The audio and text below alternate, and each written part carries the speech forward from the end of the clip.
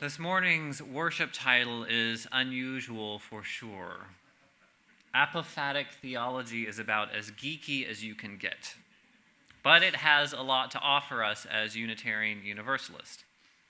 Apophatic is a Greek word that means to deny. So apophatic theology explores God or the sacred through negation. It speaks only in terms of what is not true about the sacred. Why would you define something by what it's not? Doesn't it make more sense to simply say what it is?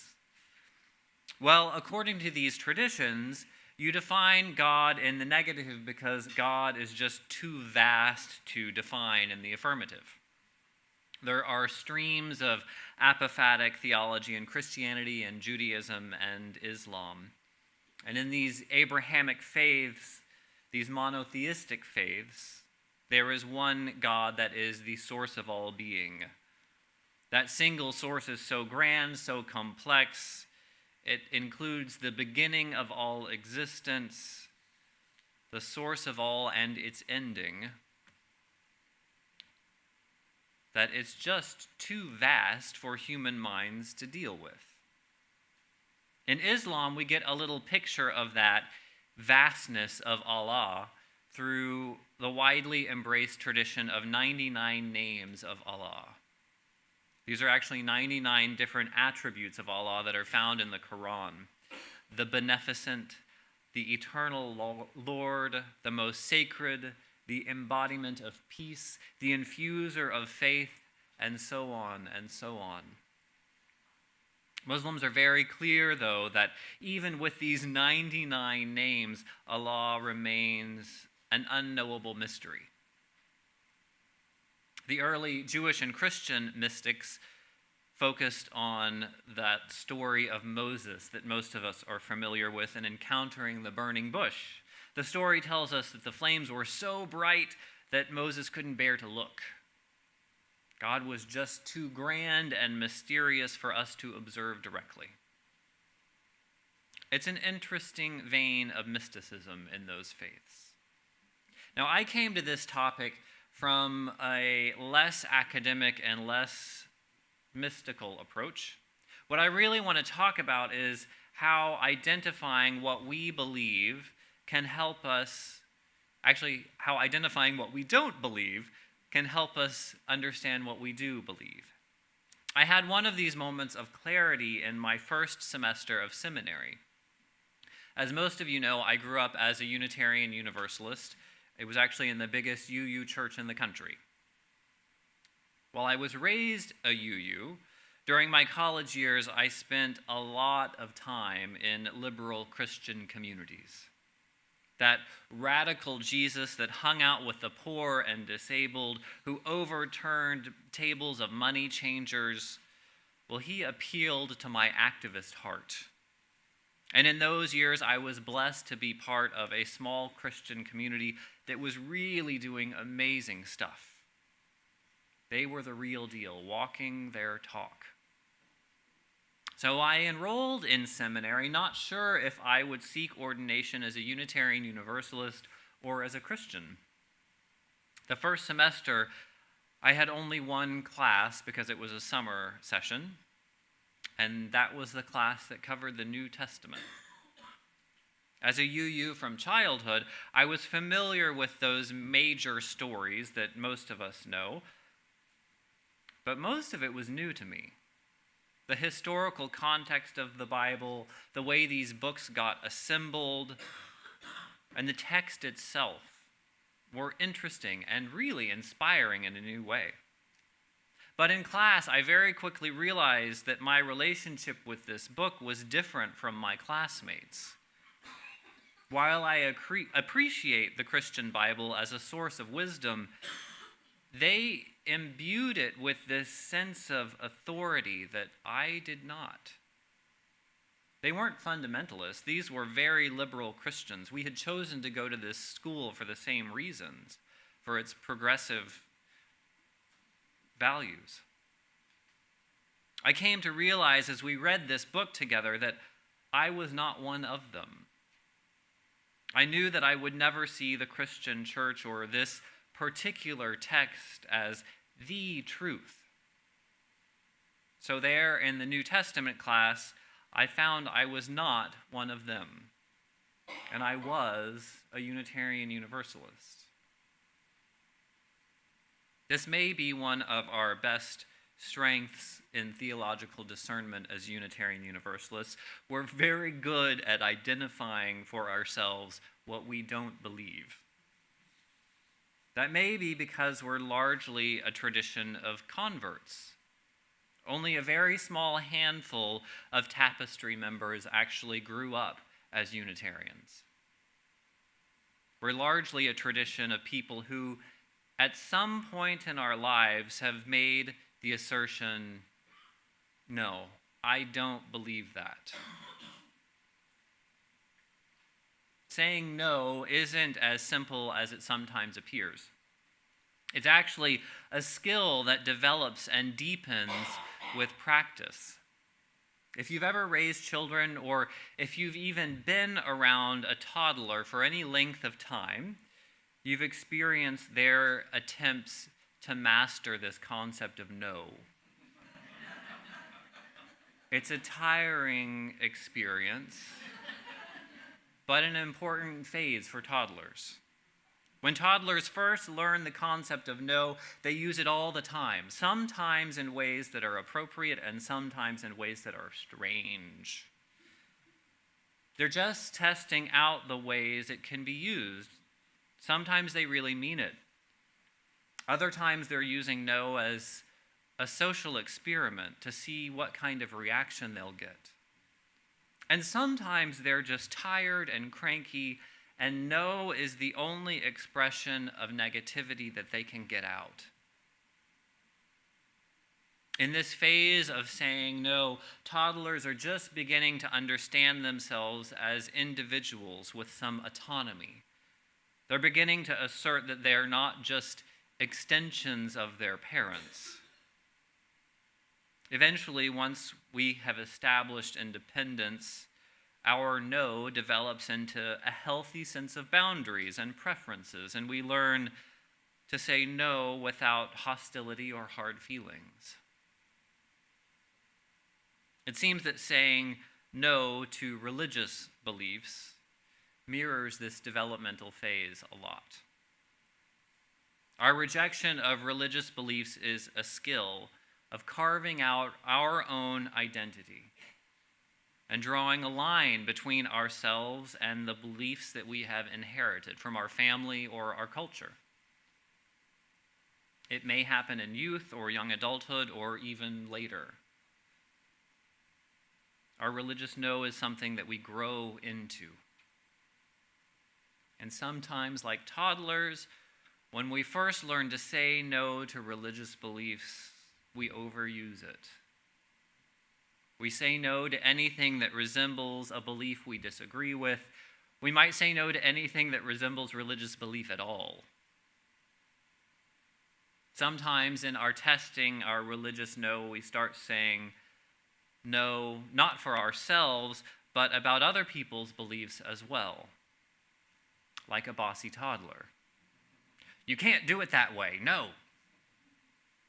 Even when it has nothing to do with the child, toddlers will try to control other people.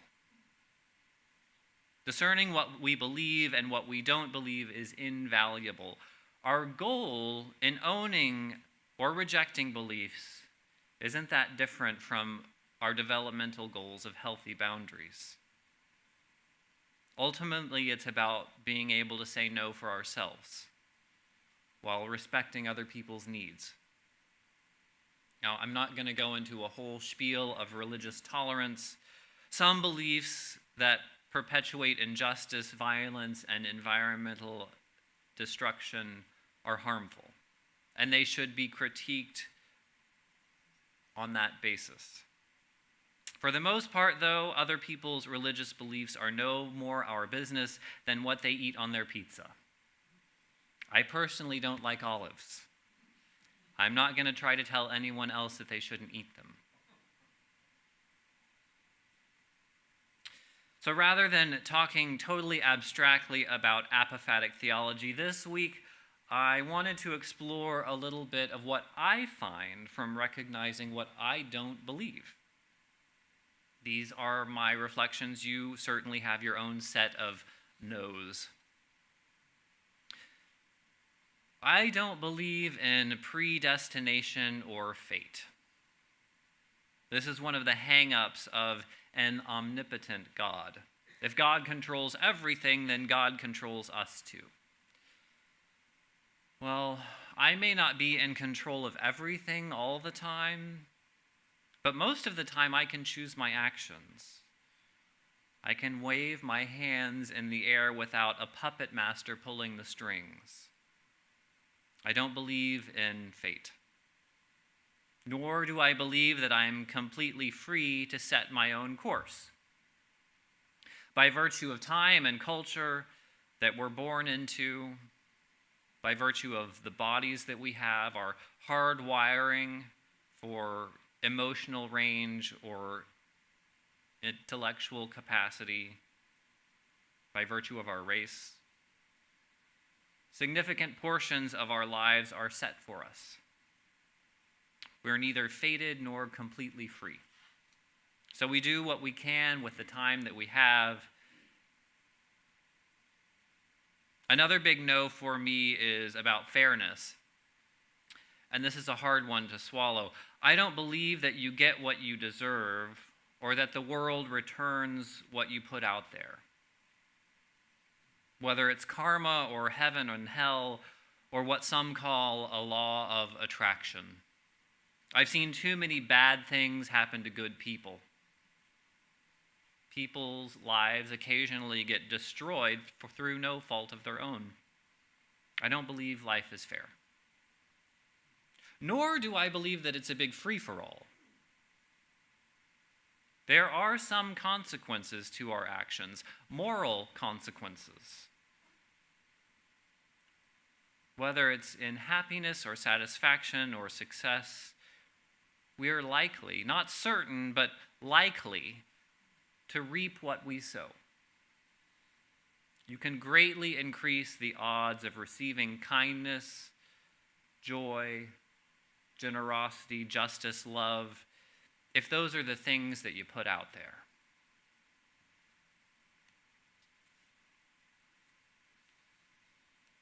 I don't believe that God controls everything or that our world was designed by some clockmaker that set everything ticking in a particular direction.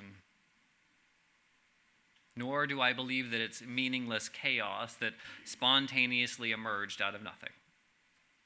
I do believe that there's some source of goodness and creativity that we're blessed to witness, a creativity on which our life depends. So when I look more closely, what I don't believe is mostly the black and white absolute answers. My faith is much more in the in-betweens, the gray areas, the yes and. I suspect a lot of your faith also rests somewhere in between those absolutes. So I want to close this sermon this morning by talking a little bit about how we might use this apophatic path in our lives. We've been talking about discerning what we believe by whittling away some of what we don't. We can do something very similar through spiritual practice. I want to invite you to think of spiritual practice as an exercise of removing some of the distraction to focus on what's important. Not just another thing to add to your to-do list. A few different activities come to mind. One is very trendy this year, but I'm going to mention it anyway. It's decluttering our homes. Thank you, Marie Kondo. And there are a ton of different ways of doing this. The point is to clear away the physical objects in our life that just take up space, that take up attention, things that distract you and may even be dangerous, tripping hazards or hazards for your pets or your kids. And when we eliminate those things that are distracting or unimportant, we free up some mental space to appreciate the stuff that does bring value to our lives. Another practice that I've seen a few of my friends and colleagues doing recently is a social media fast. I'm thinking of doing this myself. People will usually just do it for a month. They unplug from Facebook or other social media platforms. It's like decluttering our homes. When we remove social media, it's a step toward decluttering our minds from all that excess. And the last, simplest, and possibly the most impactful form of practice I want to mention is silent meditation. This is the opposite of daydreaming. It's not about enjoying nature or music. I'm talking about sitting in silence and settling your mind to let your thoughts drift away. It's a practice of creating mental space. When we create some mental and emotional space, we make room for the sacred, the mysterious, that which we could not have named or found if we had tried. More isn't always better, whether that's stuff, more things, or more certainty in our beliefs. Sometimes a well-placed and well-intentioned no is the pathway to yes. Amen.